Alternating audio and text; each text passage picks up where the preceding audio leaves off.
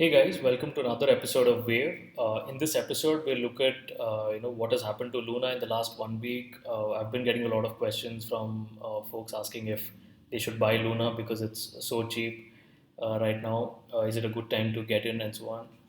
Well, let's look at that. Let's try and answer why it is so cheap. Because just over a month ago, on April 5th, Luna was almost $120. Today it is less than point zero zero something dollars, and it is so low. I can't even count the number of zeros here. So the price of Luna has crashed nearly 99.9999%. So should you buy or not? Let's look at that. First of all, what is Luna? Uh, Luna is trying to solve this, or Terra rather, is trying to solve this interesting problem. So Satoshi Nakamoto devised, created Bitcoin with the intent that it can have a peer-to-peer electronic cash use case, right? But today, can any of us use Bitcoin or any of the other major cryptocurrencies as cash to buy and sell something? Well, it's a little difficult. And why is it difficult? Because as a holder of Bitcoin, if the Bitcoin price is going to continuously rise, then you wouldn't want to pay for something with Bitcoin, right? Imagine the first transaction where somebody paid 10,000 Bitcoin for two pizzas. Right? Looking back, I don't think anybody would do that.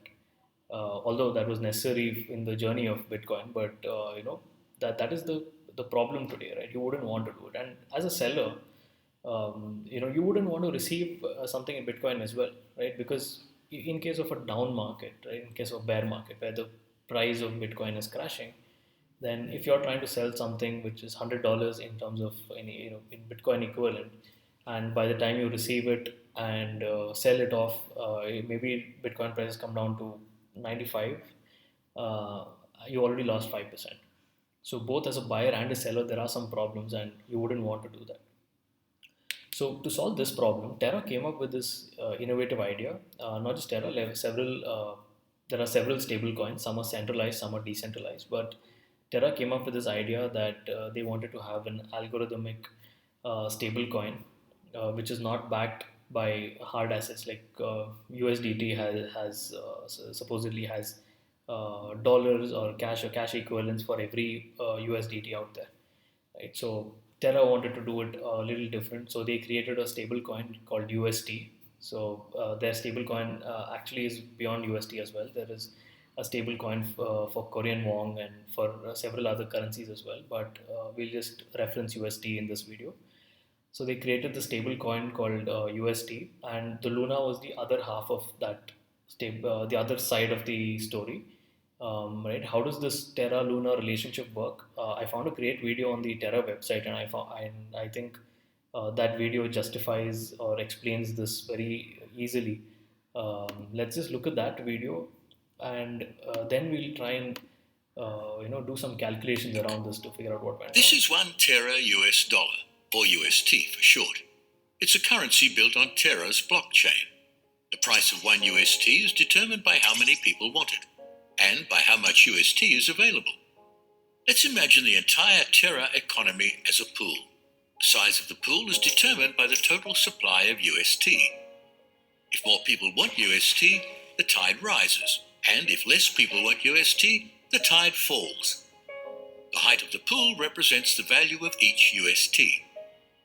If you can do more with UST, like buy coffee or invest in stocks, more people will want to buy UST, driving up its price. To bring back the water level to $1, we can expand the pool by introducing a new supply of UST. But where does new UST come from?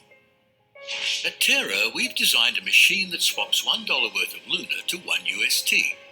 Investors who predict UST will be more useful and used in the future can buy and hold Luna. When the value of UST rises above $1, any Luna holder can swap $1 worth of Luna for 1 UST and sell each UST for more than $1, making a profit. The newly introduced UST expands the pool, bringing its price back to the $1 peg. Now Luna is more scarce and therefore more valuable. During times of contraction, any UST holder can profit by swapping UST for Luna, raising the price of 1 UST back to $1. As UST becomes... Now, hope that video actually made sense to you guys. Let me try and explain it with a spreadsheet as well. To let's take an example. Like let's say it was early days of Terra. Maybe they wanted to experiment this in a university with some students being the primary users. So we look at few things. What is the price of UST, number of UST, number of Luna, price of Luna, and we'll take very simple numbers to try and understand this.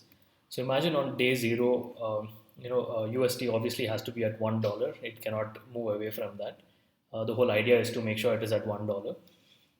So the number of UST is 1000 because let's say the university has X number of students and maybe 1000 UST is enough to help them buy coffee and other things around the university that they would want to.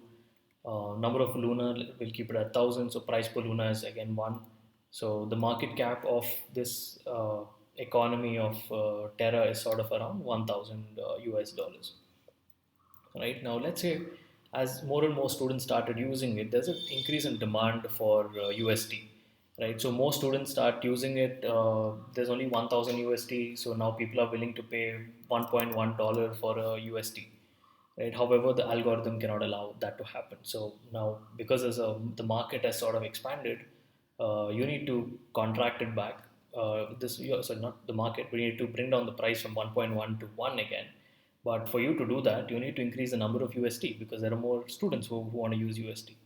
So if you want to do that from 1100, if you want to bring this back to 1 and cater to the expanding market, then you should be increasing the number of UST by 100, right? And when you do that, like we saw in the video, what's actually happening is to for you to increase it by 100, you have to burn Luna, right? You have to burn $100 worth of Luna for you to make $100 worth of UST, right? So the Luna, which was at there were 1000 Luna at a price of one each, you just burned 100 of them.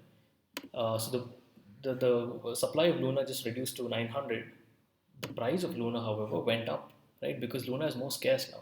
So if you as an investor in Luna, this is how you are making money, or your asset was appreciating, because as the usage increased, the quantity of Luna started decreasing, the price of Luna started increasing, right? And your Luna became 1.22. Now, imagine if for some reason the university says, okay, we don't allow faculty to use this, only students can use this. So a good chunk of the market cap has just dropped. So the faculty are willing to give away their USD that they're holding for even half a dollar. So the price of USD comes down by half, but the algorithm should push it back to $1. And if you have to do that, you have to reduce the number of USD, right? So the economy has reduced from 1100 to 550. So for you to sort of try and for you to bring this back to $1, you have to bring the number of USD down to 550, right? So if you have to bring the number of USD down to 550, you have to burn the other 550 USD and convert it back to Luna, right? And how does that happen? So you have to, the difference is 550. The price of Luna is 1.22. So for every USD you'll get $1 equivalent of Luna. So effectively you have to burn about 450 USD. So what happens to your Luna supply? Your Luna supply actually increases, right? So your USD is you're burning, so you're creating more Luna. So your Luna supply is increasing. So your Luna has become 1,350 now. And when that happens, what happens to the price? Your price actually goes down, right? Because there's more Luna, the scarcity is no longer there, and hence your price is dropped to 0.41. This is how the stable coin tries and maintains the USD at $1, while the price of Luna fluctuates to absorb the volatility, right? So as long as the idea is that if the market for Luna continues to expand, the number of Luna will continuously go on reducing, and hence the price of Luna will go up. So you as an investor will benefit. So you will benefit when more and more people start using USD as a medium of transaction, right? So this is the whole idea. But why did this crash happen? Was there like not enough Luna, not enough not enough reserves? In fact, if you look at some of the recent news articles, the Luna Foundation actually bought almost 80,394 Bitcoin valued at 3.1 billion, right? So it was not just the Luna mark, which was an asset backing this. It was also Bitcoin, and I think they had one other token as well to back this up. But what is the problem really? So imagine when you're trying to sell, it is this is all fine if it's a very simple equation like this where the transactions are happening in an instant, right? If there is a huge number of people who want to suddenly sell, right, it is going to take some time.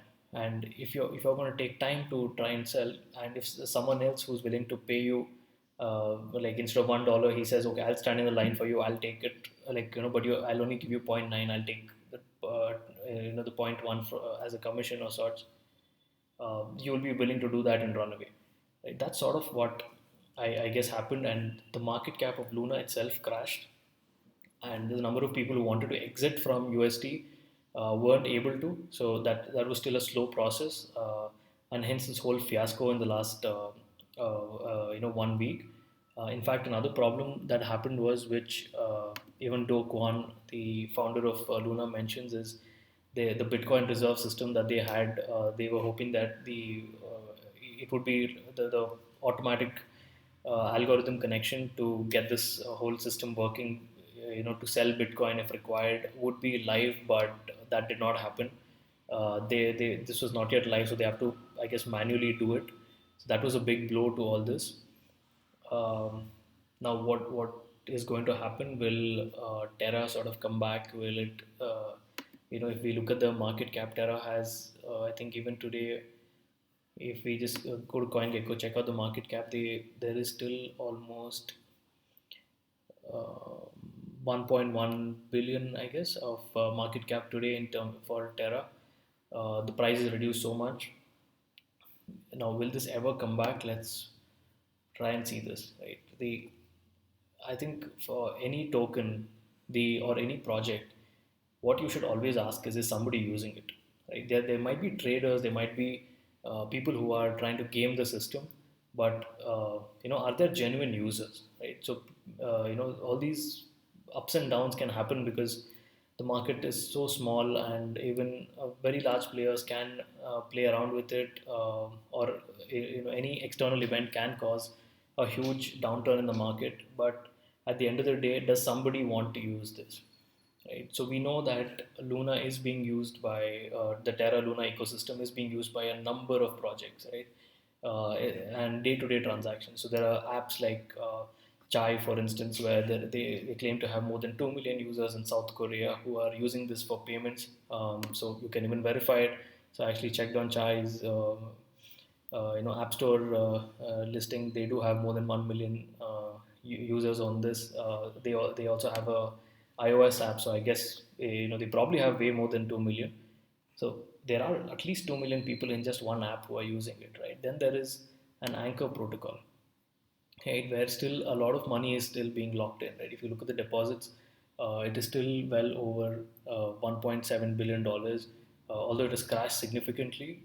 It is still there. There are people who want to use it. So the whole idea today is, or the question that you really have to answer is, will all these protocols help Luna get back?